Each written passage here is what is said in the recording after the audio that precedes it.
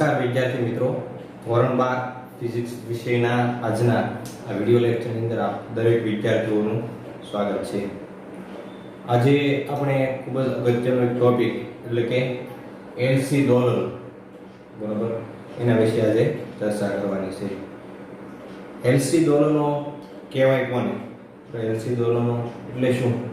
તો નામના આધારે જ આપણે ખ્યાલ આવી જાય કે એલ અને સી, બરાબર, આની અંદર ઇન્ડક્ટર અને કેપેસિટરની વાત કરવામાં આવી છે, બરાબર, કે ઇન્ડક્ટર અને કેપેસિટરથી બનતો એક પરિપથ છે, બરાબર, અને એની અંદર વિદ્યુત ભાર છે ઇન્ડક્ટર અને કેપેસિટર થકી દોલનો કરે છે. એટલા માટે આ જે પરિપથ છે, બરાબર, એને એલસી દોલનો કહેવામાં આવે છે. ઇન્ડક્ટર અને કેપેસિટર છે ઉર્જાનો સંગ્રહ કરે છે. ઇન્ડક્ટર કઈ ઉર્જાનો સંગ્રહ કરે છે અને કેપેસિટર કઈ ઉર્જાનો સંગ્રહ કરે છે? તો ઇન્ડક્ટર છે એ ચુંબકીય ઉર્જાનો સંગ્રહ કરે છે. તો ઇન્ડક્ટરની અંદર કઈ ઉર્જા સંગ્રહ પામે છે?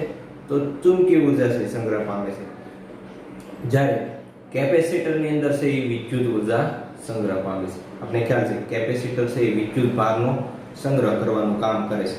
તો એના આધારે આપણે કહી શકીએ કે કેપેસિટરની અંદર જે ઉર્જા સંગ્રહ પામે છે કઈ ઉર્જા હોય છે? તો વિદ્યુત ઉર્જા હોય છે.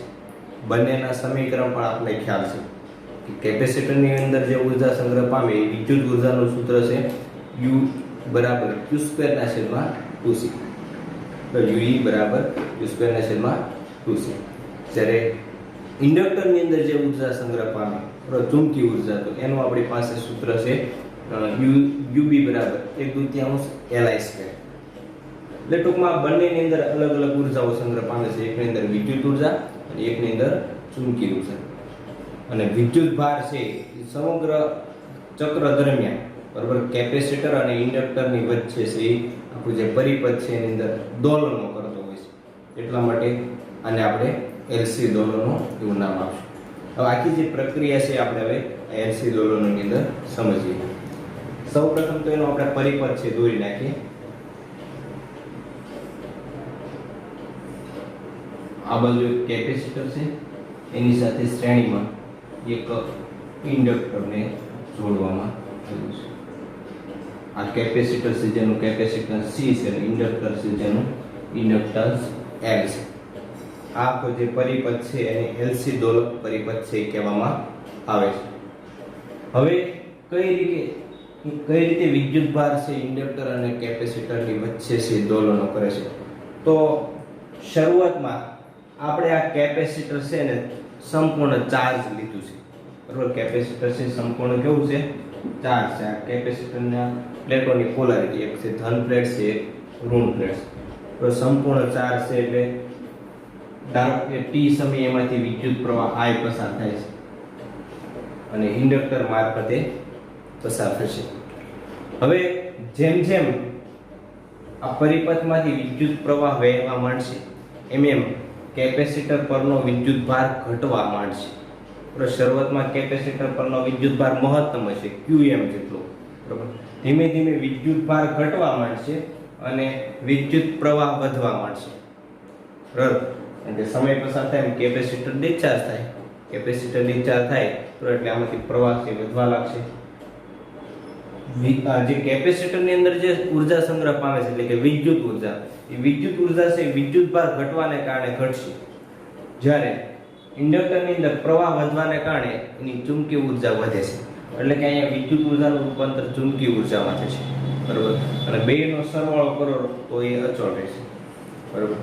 સૌપ્રથમ તો અહીંયા આપણે કિર્ચોફનો નિયમ લાગુ પાડીએ. આખો જે બંધ ગાળો છે, બરાબર, આખો એલસી દોલક પરિપથ સમજવા માટે આપણે આજે આખો પરિપથ છે ને આપણે કિર્ચોફનો નિયમ છે લાગુ પાડીએ. તો કિર્ચોફના બીજા નિયમ મુજબ આના બે છેડા વચ્ચેનું વિદ્યુત સ્થિતિમાન અને આના બે છેડા વચ્ચેનું વિદ્યુત સ્થિતિમાન એ બંને આપણે લખીએ તો કેપેસિટરના બે છેડા વચ્ચેનું વિદ્યુત સ્થિતિમાન, કેપેસિટરના બે છેડા વચ્ચેનું વિદ્યુત સ્થિતિમાન એટલે કે Q/C, બરાબર. કેપેસિટરના બે છેડા વચ્ચેનું વિદ્યુત સ્થિતિમાન કેટલું હોય? તો Q/C માઈનસ ઇન્ડક્ટરના બે છેડા વચ્ચેનું વિદ્યુત સ્થિતિમાન તો L di/dt. બરાબર. હવે આગળ કઈ આવતું નથી એટલે બરાબર કેવું આવશે 0. અહીંયા ઋણ નિશાની એટલા માટે આવે છે પ્રવાસી સાથે ચાલે છે બરાબર, એટલે નિશાની આપણે કેવી લીધી? માઈનસ નિશાની લીધી બરાબર. તો આને આપણે સમીકરણ નંબર 1 આપી દઈએ. તો કિર્ચોફના બીજા નિયમના આધારે આપણે આ સમીકરણ છે લખીશું. હવે જેમ જેમ સમય પસાર થાય છે એમ વિદ્યુત ભાર ઘટતો જાય છે બરાબર. એટલે અહીંયા આપણે I બરાબર -dq/dt લઈશું બરાબર, કારણ કે q ઘટે છે, q ઘટે તેમ I વધે બરાબર. જેમ q ઘટે વિદ્યુત ભાર ઘટે એમ I વધે છે, એટલે નિશાની માઈનસ મૂકો. I બરાબર dq/dt આપણી પાસે સૂત્ર છે, પણ ઋણ નિશાની એટલા માટે કે q ઘટે એમ I શું થાય છે? વધે છે બરાબર. તો હવે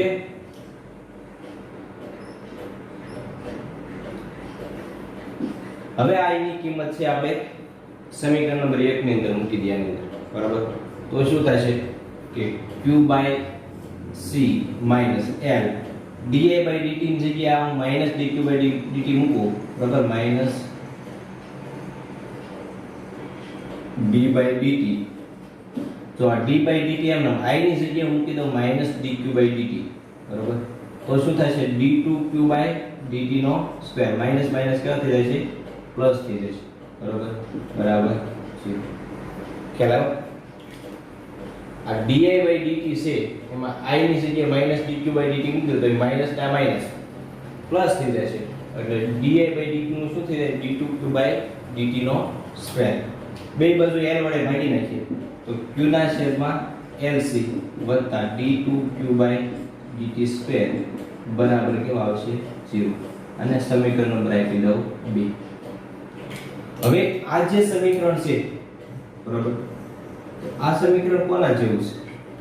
તો એ સરળ આવર્ત ગતિ કરતા પદાર્થના દોલકના સમીકરણ જેવું આપણે સમીકરણ છે બરાબર. સરળ આવર્ત ગતિ કરતા પદાર્થના સમીકરણ જેવું જ આપણે મળે છે, એટલે કે સરળ આવર્ત ગતિનું સમીકરણ છે એવું. એનું સમીકરણ આપણે આવું આગળ જોઈ લઈએ આપણે 11મા ધોરણની અંદર કે d2x/dt² વત્તા ω02x બરાબર 0.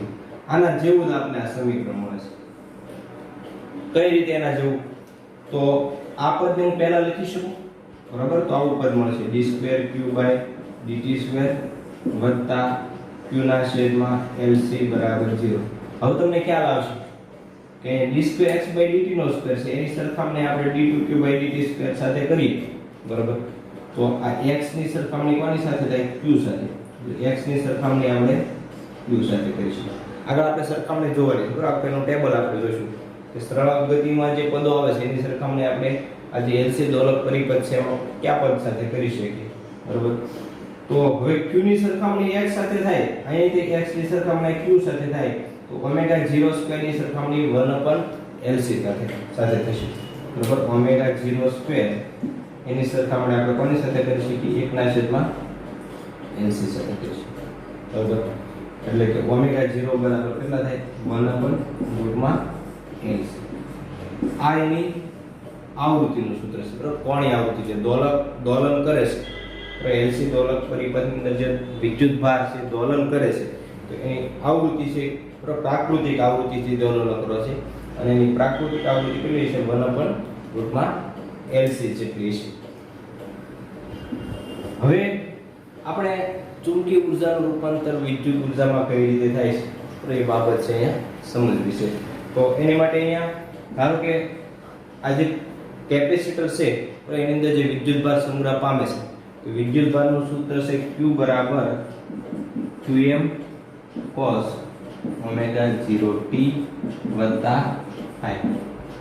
આ સૂત્ર મુજબ વિદ્યુત ભાર છે બદલાય છે તો વિદ્યુત ભાર ઘટે છે જેમ જેમ સમય પસાર થાય એમાં સમીકરણ મુજબ q બરાબર qm cos ω0t વત્તા I સૂત્ર મુજબ બદલાય છે.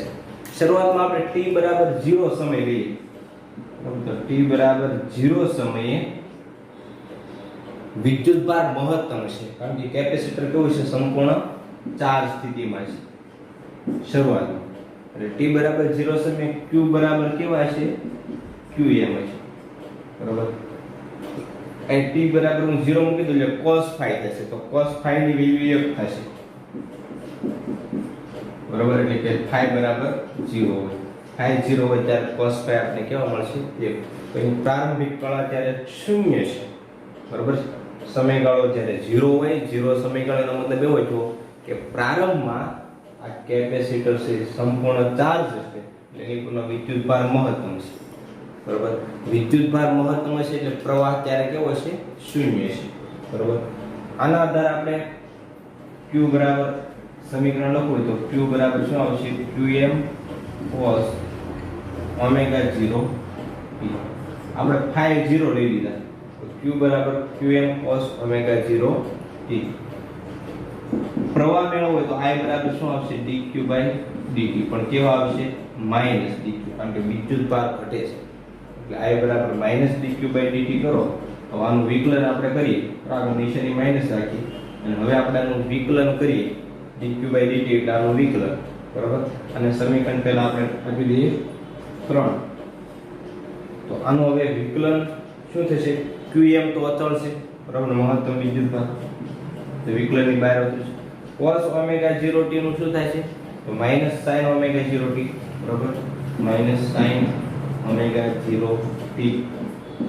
અને હજુ ઓમેગા 0 t નું શું થાય છે? ઓમેગા 0, એટલે બહાર આવતું છે, બરાબર.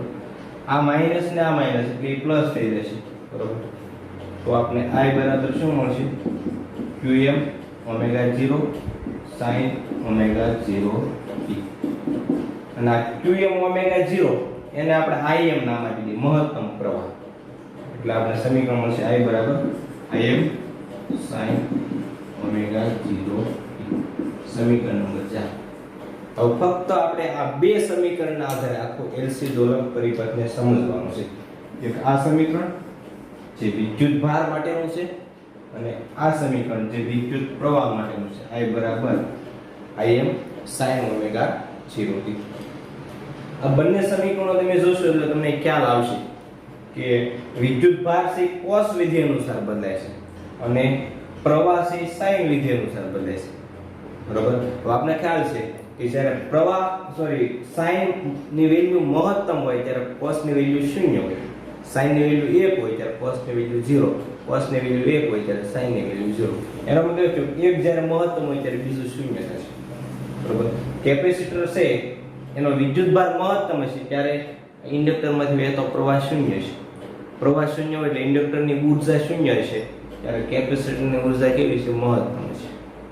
એક સમય એવો આવશે કે વિદ્યુતભાર 0 થઈ ગયો તો ત્યારે ઇન્ડક્ટરમાંથી વહેતો પ્રવાહ મહત્તમ હશે, અને ઇન્ડક્ટરમાંથી વહેતો પ્રવાહ મહત્તમ હશે એનો મતલબ એ થયો કે ઇન્ડક્ટરની અંદર જે ઊર્જા છે એ સંગ્રહ પામે છે વધારે છે, ત્યારે કેપેસિટરની ઊર્જા છે એ કેવી થઈ ગઈ છે? 0 થઈ ગઈ.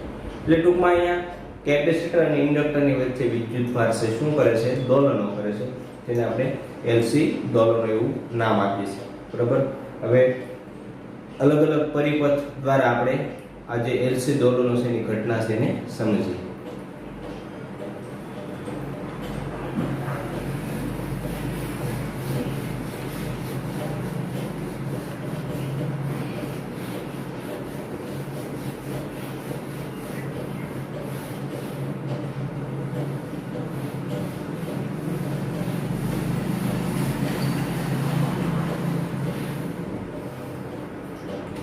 સૌપ્રથમ આપણે બે સમીકરણો લખી નાખીએ. વિદ્યુતભારનું Q બરાબર qm cos ઓમેગા 0 t. આ સૂત્ર મુજબ છે વિદ્યુતભાર બદલાય છે અને I બરાબર im sin ઓમેગા 0 t, બરાબર. આ સમીકરણ 1, આ સમીકરણ 2. અલગ અલગ આપણે સમયગાળા લેતા જઈએ, બરોબર. t બરાબર 0 પર પહેલા આપણે સમયગાળો છે 0 લઈએ, પછી t/0 થી t/4 વચ્ચેનો સમયગાળો લઈએ, પછી t/4 લઈએ, પછી t/4 થી t/2 વચ્ચેનો સમયગાળો લઈએ અને પછી t/2 આગળનો છે. અર્ધ આવર્તકાળ સુધીમાં આપણે આખું જે LC દોલનની ઘટના છે એને સમજીએ, બરોબર. પછી આખી પરિસ્થિતિ ઉલટાઈ જશે. તો સૌપ્રથમ t બરાબર 0 સમય, તો t બરાબર 0 સમય જ્યારે હશે, બરાબર, ત્યારે વિદ્યુત ભાર કેટલો છે? અહીં હું T0 મૂકી દઉં તો T બરાબર કેટલા મૂકી દઉં? 0. તો cos 0 ની વેલ્યુ 1 થાય એટલે વિદ્યુત ભાર મહત્તમ હશે. Q બરાબર Qm એટલે એ મહત્તમ છે. અહીં હું T બરાબર 0 મૂકી દઉં બરાબર, એટલે I બરાબર sin 0 ની વેલ્યુ 0 થાય એટલે પ્રવાહ કેવો થઈ જશે? 0 થઈ જશે. વિદ્યુત ભાર મહત્તમ છે એટલે એની ઊર્જા એને આપણે UE કહીએ બરાબર. જે કેપેસિટર ની અંદર ઊર્જા સંગ્રહ પામે છે એ UE અને ઇન્ડક્ટર માં ઊર્જા સંગ્રહ પામે એને આપણે UB કહીએ છીએ. UE બરાબર સૂત્ર છે Q²/2C બરાબર, અને UB બરાબર સૂત્ર છે 1/3 LS. આ કેપેસિટર માં સંગ્રહ પામતી ઊર્જા અને આ ઇન્ડક્ટર માં સંગ્રહ પામતી ઊર્જા. કેપેસિટર માં જે ઊર્જા સંગ્રહ પામે એને આપણે વિદ્યુત ઊર્જા કહીએ છીએ અને ઇન્ડક્ટર માં જે ઊર્જા સંગ્રહ પામે એને આપણે ચુંબકીય ઊર્જા કહીએ છીએ. તો વિદ્યુત ઊર્જા કેટલી છે? તો એ મહત્તમ હશે કારણ કે વિદ્યુત ભાર મહત્તમ છે એટલે Q ની જગ્યાએ અહીંયા મૂકી દઉં Qm, કારણ કે Q બરાબર Qm છે એટલે Qm²/2C જેટલી ઊર્જા છે એ મહત્તમ હશે. અને ત્યારે ચુંબકીય ઊર્જા એટલે UV કેવી છે? 0 છે બરાબર. આનો પરિપથ આપણે દોરવો હોય તો આવો પરિપથ બનશે. આ કેપેસિટર, આ ઇન્ડક્ટર બરાબર, પ્લસ માઈનસ બરાબર, એટલે આ પ્લસ ને આ માઈનસ એની પોલારિટી બરાબર. અહીં કેપેસિટર છે, ઇન્ડક્ટર છે. UE બરાબર કેટલા છે?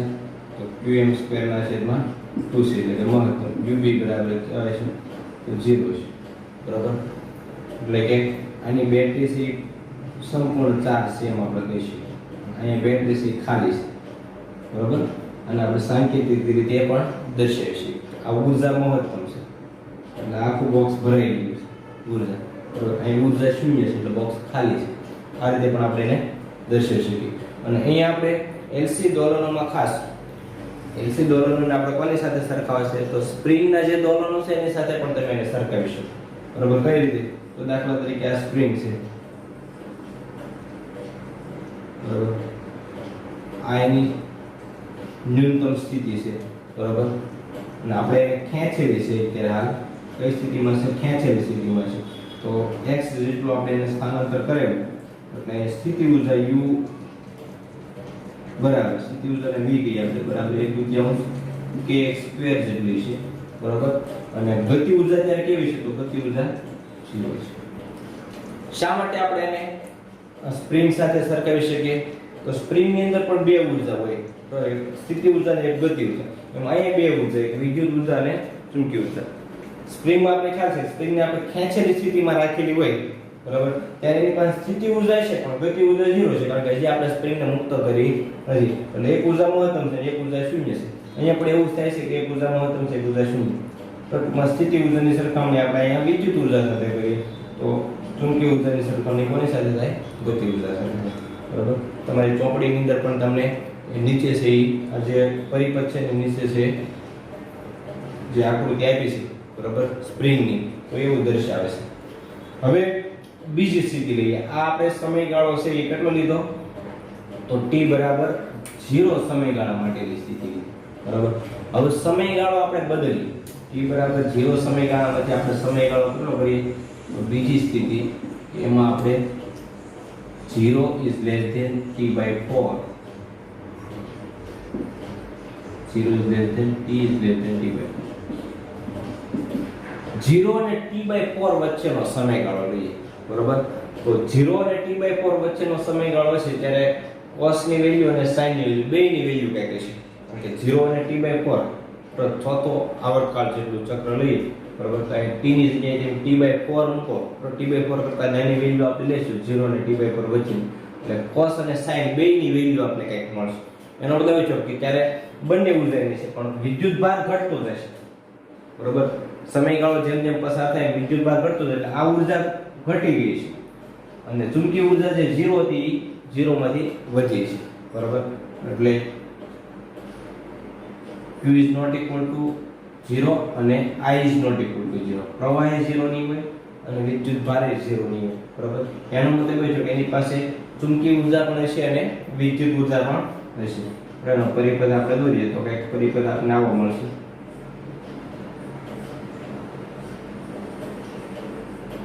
Plus minus plus minus.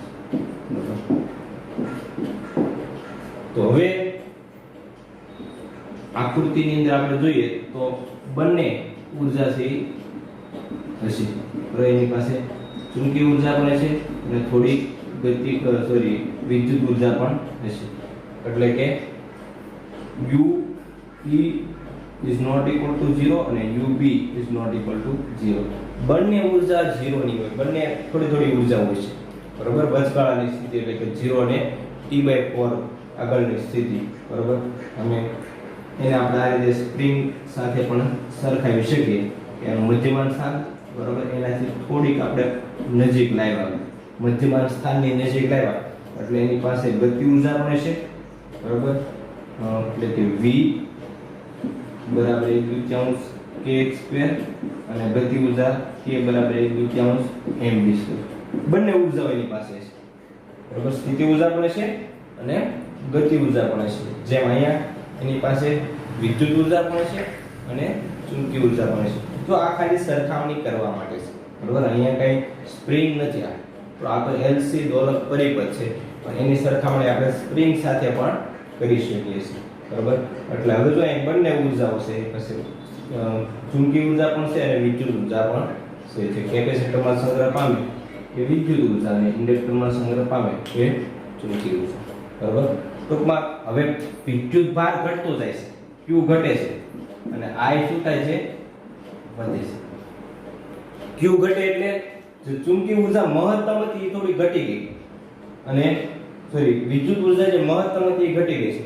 બરોબર, અને ચુંબકીય ઉર્જા જે 0 હતી એમાંથી થોડી શું થાય છે? વધે છે.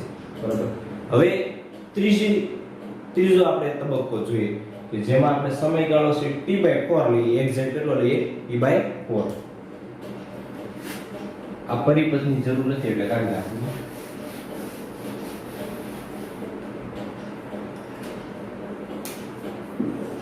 ત્રીજો તબક્કો એટલે કે t બરાબર t/4 લઈએ. બરોબર, સમયગાળો કેટલો લઈએ? t/4. તો હવે જો t/4 ઉમેરો તો આપણે q કેટલા મળે છે? q ની વેલ્યુ કેટલી મળે છે? બરોબર, તો qm cos ઓમેગા 0 ની જગ્યાએ હું 2π/t મૂકી શકું, એટલે એની જગ્યાએ હું 2π/t મૂકી દઉં અને સમયગાળો t છે અહીંયા આપણે કેટલો લેવાનો છે? અહીં t ની જગ્યાએ t/4 લો. બરોબર, તો t/4 એક t કેન્સલ થઈ જાય, 2 × 4 થઈ જાય, cos π/2. બરોબર, cos π/2. તો cos 0 ની વેલ્યુ 1 થાય તો cos π/2 ની વેલ્યુ 0 થઈ જાય. તો એટલે વિદ્યુત ભાર કેવો થઈ ગયો? 0 થઈ ગયો. વિદ્યુત ભાર કેવો થઈ જશે? 0 થઈ જશે. અને વિદ્યુત પ્રવાહ તો I બરાબર Im sin ઓમેગા ની જગ્યાએ 2π/t અને સમયગાળો t/4 લો તો 2 × 4 એટલે અહીંયા પણ π/2 આવશે, t કેન્સલ, તો sin π/2 ની વેલ્યુ 1 થાય.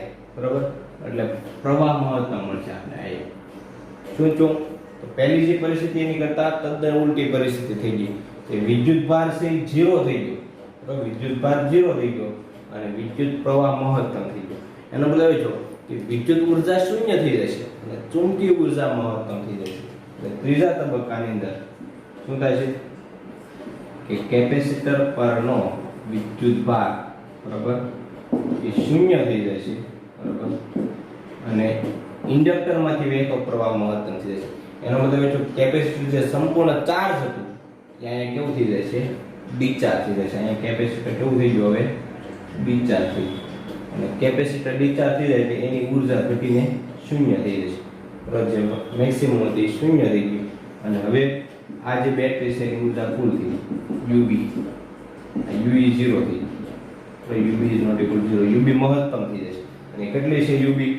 તો 1/2 Li² જેટલી મહત્તમ છે એની પાસે. બરાબર, ટૂંકમાં અહીંયા જે વિદ્યુત ઉર્જા તેનું સંપૂર્ણપણે શેમાં રૂપાંતર થઈ ગયું? ચુંબકીય ઉર્જામાં રૂપાંતર થઈ જશે. બરાબર, આપણે એને સ્પ્રિંગના દોલનો સાથે સરખાવીએ તો મધ્યમાન સ્થાન આગળ જ્યારે સ્પ્રિંગ પહોંચશે બરાબર. તો ત્યારે શું છે કે ગતિ ઊર્જા k મેક્સિમમ હશે, k બરાબર 1/2 mv² એ મેક્સિમમ હશે, અને સ્થિતિ ઊર્જા v બરાબર એવી કેવી છે ત્યાં 0, કારણ કે અહીં સ્થાનાંતર 0 થઈ જાય, તો સ્થિતિ ઊર્જા 0 થઈ જાય, ગતિ ઊર્જા મેક્સિમમ થઈ જાય. તો ગતિ ઊર્જાને આપણે ચુંબકીય ઊર્જા સાથે સરખાવ્યું, તો જેમ ગતિ ઊર્જા મેક્સિમમ થાય છે એમ અહીં ચુંબકીય ઊર્જા પણ કેવી થાય છે, મેક્સિમમ થાય છે. બરાબર. તો આ ત્રીજો તબક્કો કે t બરાબર t/4 આગળ છે કેપેસિટર કેવું થઈ ગયું, સંપૂર્ણ ડિસ્ચાર્જ થઈ ગયું, અને જેની પાસે વિદ્યુત ઉર્જાથી બધી જ વિદ્યુત ઉર્જાનું રૂપાંતર આવે છે એમાં થઈ ગયું, તો ઇન્ડક્ટરની ચુંબકીય ઉર્જામાં થઈ ગયું. આગળ જે એક આપણે તબક્કો જોઈએ કે સમયગાળો છે t/4 થી આપણે આગળનો લઈએ, તો t/4 થી t/2 વચ્ચેનો લઈએ, એટલે કે t બરાબર t/4 less than t is less than t/2. t/4 અને t/2 વચ્ચેનો આપણે કોઈ સમયગાળો લઈએ, બરાબર. તો એની અંદર શું થાય છે કે હવે ઇન્ડક્ટર છે એનો પ્રવાહ ઘટશે, બરાબર, અને કેપેસિટર છે ફરી વખત પાછું ચાર્જ થવા લાગશે, પણ એની પોલારિટી છે બદલાઈ ગઈ છે. તો કેપેસિટરની પોલારિટી શું થઈ ગઈ છે, હવે બદલાઈ ગઈ છે. કેપેસિટર હવે ચાર્જ થશે, બરાબર, પણ જે પ્લેટ એની ધન હતી એ પ્લેટ ઋણ થશે, અને ઋણ પ્લેટ હતી ધન થશે. અહીંયા પણ પોલારિટી બદલાઈ ગઈ છે, આ માઈનસ આ પ્લસ.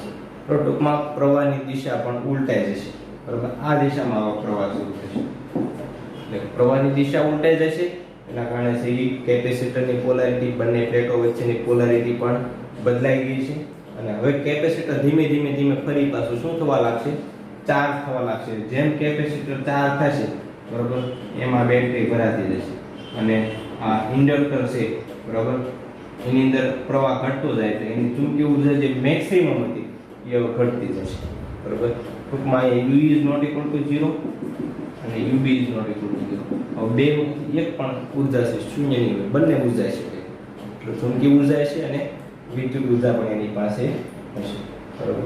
અને એ પરિસ્થિતિ આપણે જોઈએ તો આ પરિસ્થિતિ એના મધ્યમ સ્થાનથી હવે અંદર આવી ગઈ છે, બરાબર. એનો મતલબ એવો છે કે સ્થાનાંતરની દિશા ઉલટાઈ ગઈ. અહીંયા સ્થાનાંતર આ બાજુ હતું, બરાબર, સ્થાનાંતર આ બાજુ આપણે લેવું પડશે. ટૂંકમાં સ્થાનાંતરની દિશા જેમાં અહીં પ્રવાહની દિશા ઉલટાઈ, એમાં સ્પ્રિંગમાં સ્થાનાંતરની દિશા છે ઉલટાઈ જશે. એટલે k is not equal to 0 અને v is not equal to 0. એટલે એની પાસે સ્થિતિ ઉર્જા પણ હશે અને ગતિ ઉર્જા પણ હશે, બરાબર. અને હવે છેલ્લો તબક્કો એટલે આપણું અર્ધ આવર્તકાળ અથવા તો અર્ધ ચક્ર છે પૂરું થઈ જાય, એટલે કે t બરાબર t/2 આગળ સમયગાળો આપણે કેટલો લેવાનો છે, અર્ધ આવર્તકાળ. જ્યારે અર્ધ આવર્તકાળ થશે ત્યારે શું થશે, તો અહીંયા આપણે t/4 મૂક્યા, ત્યાં હું મૂકી દઉં t/2. હવે કેટલા મૂકી દઉં, t/2. તો એક એક t કેન્સલ થઈ જાય, આ બે કેન્સલ થઈ જાય, એટલે cos pi cos 180 ની વેલ્યુ -1 થાય, એટલે વિદ્યુત ભાર મહત્તમ થઈ ગયો, પાછો -qm થઈ ગયો. અને અહીંયા પણ t/2 મૂકું તો sin pi ની વેલ્યુ 0 થાય, એટલે પ્રવાહ 0 થઈ ગયો. વિદ્યુત ભાર હવે આગળની સ્થિતિમાં મહત્તમ થશે, બરાબર. આ ઋણ નિશાન એટલે એનો પોલારિટી બદલાઈ જશે એવું દર્શાવે છે, બરાબર. એટલે ફરી પાછું કેપેસિટર છે સંપૂર્ણ ચાર્જ થઈ જશે, બરાબર. ફરી પાછું કેપેસિટર કેવું થઈ ગયું, સંપૂર્ણ ચાર્જ થઈ ગયું, બરાબર. પણ એની પોલારિટી બદલાઈ ગઈ છે. કેપેસિટર સંપૂર્ણ ચાર્જ છે એટલે એની અંદર ઉર્જા છે મહત્તમ સંગ્રહ પામશે, એટલે ue બરાબર કેટલા છે, તો qm²/2c મહત્તમ છે એની પાસે. બરાબર. વિદ્યુત ઉર્જા મહત્તમ છે, પણ ચુંબકીય ઉર્જા કેવી થઈ ગઈ છે, તો પ્રવાહ 0 થઈ ગયો. t/2 સમયે પ્રવાહ, આ સૂત્રમાં તમે t/2 મૂકશો એટલે 0 મળશે, એટલે પ્રવાહ 0 થઈ ગયો, એટલે ચુંબકીય ઉર્જા કેવી થઈ ગઈ, 0 થઈ ગઈ, બરાબર. અને આપણે સ્પ્રિંગ સાથે સાંકળીએ તો સ્પ્રિંગનું આપણે મહત્તમ સંકોચન કરાવીએ, બરાબર. તો ત્યારે શું થાય છે કે એની પાસે છે એ ગતિ ઉર્જા 0 થઈ જાય છે, બરાબર. અને સ્થિતિ ઉર્જા v કેવી છે, તો મેક્સિમમ છે, kx² જેટલી મેક્સિમમ એની પાસે સ્થિતિ ઉર્જા છે, બરાબર. તો સ્પ્રિંગ સાથે પણ આપણે એને સરખાવી શકીએ. તો આ રીતે અહીંયા મિત્રો આપણે જોયું કે વિદ્યુત ભાર છે કેપેસિટર અને ઇન્ડક્ટર થકી દોલનો કરે છે, બરાબર. એકવાર છે વિદ્યુત ભાર મેક્સિમમ બને, એકવાર પ્રવાહ મેક્સિમમ બને, એકવાર વિદ્યુત ભાર શૂન્ય થઈ જાય, ફરી પાછો પ્રવાહ શૂન્ય થાય, તો આમ એક વખત કેપેસિટરની ઉર્જા વધે પછી ઇન્ડક્ટરની ઉર્જા વધે, બરોબર. એટલે કે કેપેસિટર અને ઇન્ડક્ટર થકી છે વિદ્યુતભાર છે દોલનો કરે છે, જેને આપણે એલસી દોલનો કહીએ છીએ. જેની આખી પ્રોસેસ છે આપણે આ જુદી જુદી આકૃતિઓ દ્વારા આપણે એને સમજીએ, બરોબર. હવે એના જુદા જુદા પદો છે એની આપણે સરખામણી કરવાની છે. તો એક વખત વ્યવસ્થિત તમે આકૃતિ પણ દોરી નાખજો અને સાથે સાથે ઉર્જાની ગણતરી પણ તમે કરજો, બરોબર. હવે આપણે એના અલગ અલગ પદો છે એની સરખામણી, તો એના જે સરળાવર્ત ગતિના સમીકરણ સાથે સરખાવીને અલગ અલગ પદોની આપણે સરખામણી છે જોઈએ.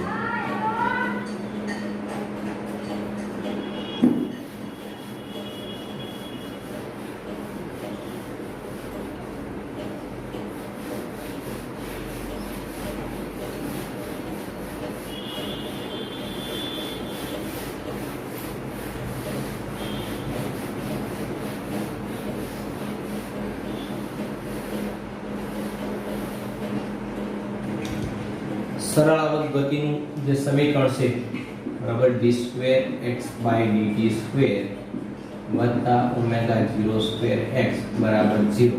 તો આની સાથે આપણે કોને સરખાવવાના છે? તો d2q/dt² વત્તા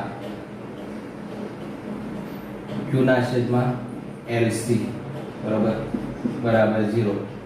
આ બે સમીકરણો છે એને આપણે સરખાવીએ. એટલે અહીંયા આપણે જો સરખામણી લખતા જઈએ સાથે સાથે કોને આપણે કોની સાથે સરખાવી શકાય, બરોબર. તો સાઈડમાં લખું છું અહીંયા વિદ્યુતભાર q એને આપણે કોની સાથે સરખાવી શકીએ? જો તો આ x એ સ્થાનાંતર છે, તો સરળ દોલકમાં જે દોલન કરે છે તેનું સ્થાનાંતર છે, એટલે q ની સરખામણી x સાથે થાય, એટલે કે સ્થાનાંતર x સાથે થાય, સ્થાનાંતર x. તો વિદ્યુતભાર q એની સરખામણી આપણે સ્થાનાંતર x સાથે કરીએ, બરોબર. હવે અહીંયા જો ω0 બરાબર 1/LC, x ની સરખામણી q સાથે, તો ω0 ના વર્ગની સરખામણી 1/√LC સાથે થાય, બરોબર.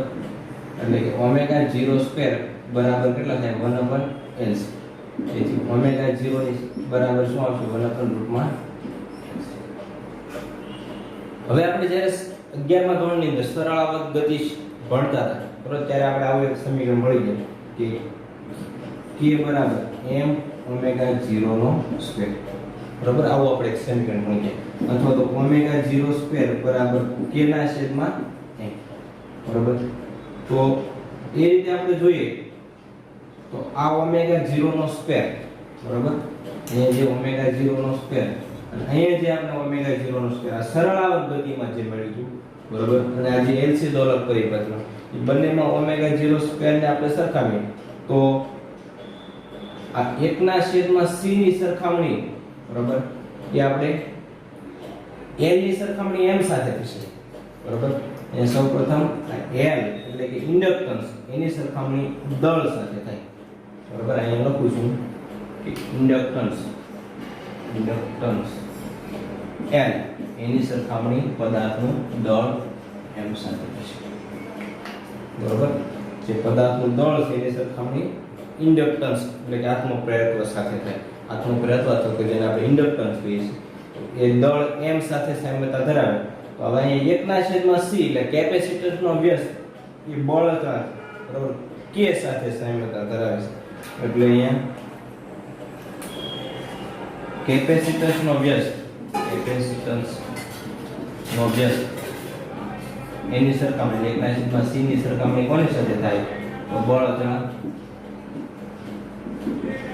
k સાથે થશે, બરોબર.